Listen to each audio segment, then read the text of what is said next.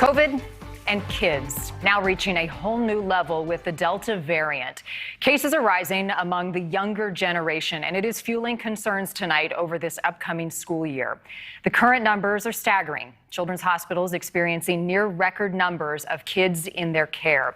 And now a deep divide over what, if anything, should be done at school to protect students, our kids, from getting the virus. The issue turning political in California, now requiring teachers to be vaccinated or tested, while Florida's governor continues to prevent schools from enacting any sort of mandates.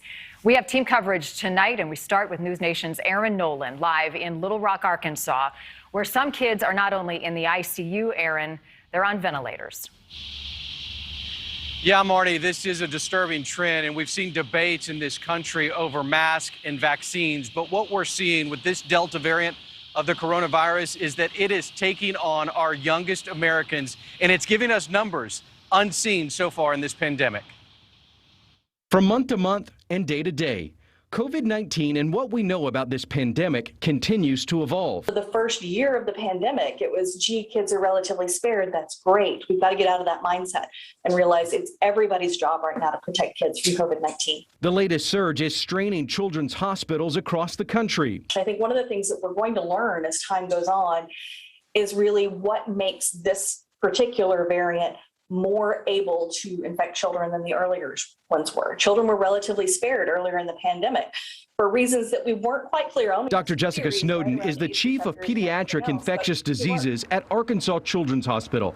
She's seen numbers spike. Weeks ago, the daily average of kids with COVID was 5 in the hospital.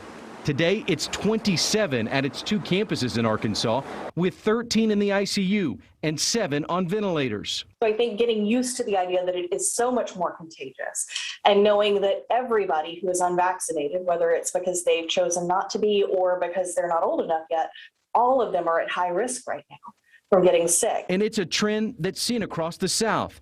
In nearby Tennessee, at Le Bonheur Children's Hospital, numbers have doubled in a week. It is very concerning. I think this is what we were fearful of last week, that we would continue to see these numbers go up. From treatment to recovery to prevention.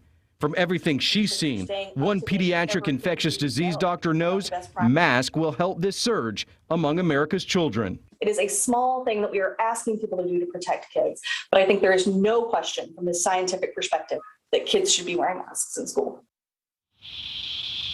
And one more note from here at Arkansas Children's Hospital. Of those children that are in this hospital, none are vaccinated. Half are eligible for the vaccine. And very quickly, I want to make one other point from what's going on here in the natural state.